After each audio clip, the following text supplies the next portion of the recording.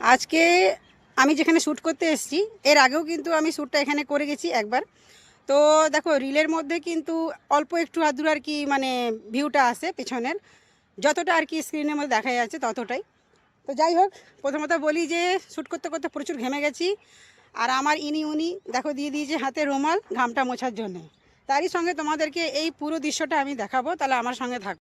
দেখো কত সুন্দর একটা ঝিল, দেখো কি না দারুণ লাগে সত্যি। প্রকৃতির একটা আজবই কিন্তু সৌন্দর্য, তাই না?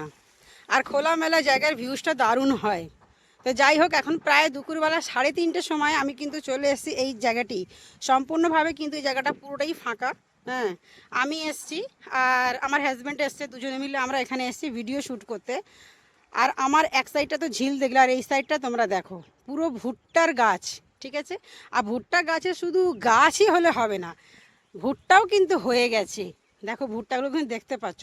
অবশ্যই ভুট্টাগুলো কিন্তু বাচ্চা আছে আর কি। হ্যাঁ, সেগুলো দানাগুলো সেরকম শক্ত হয়ে আসেনি আর কি। আকাশটাও দেখো কত অপূর্ব লাগছে, নীল আকাশে নিচে এই প্রকৃতি এত সৌন্দর্য। তো চলো আরও কিছু তোমাদেরকে দেখাই। এখানটা শুধুই ভুট্টার গাছ বলতেও নয়, কিন্তু গাছের মধ্যে অনেকগুলো আছে এখানে। এটা লাউ গাছ না এটা? দেখো কত ভুট্টা, দেখেছো সব গাছেই কিন্তু হয়েছে, ফল বেশ ভালোই ধরেছে। এইটা পথ মাটির, যেহেতু এখানটা চাষ হচ্ছে তো সেক্ষেত্রে কিন্তু মাটির রাস্তা।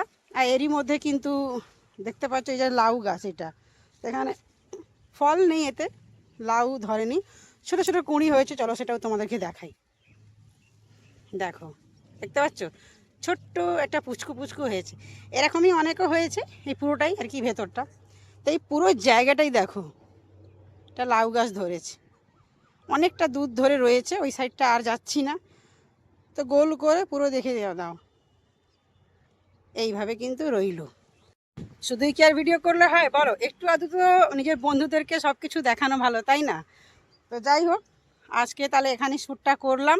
তোমরা সবাই ভালো থেকো আর সঙ্গে থাকবে, টাটা।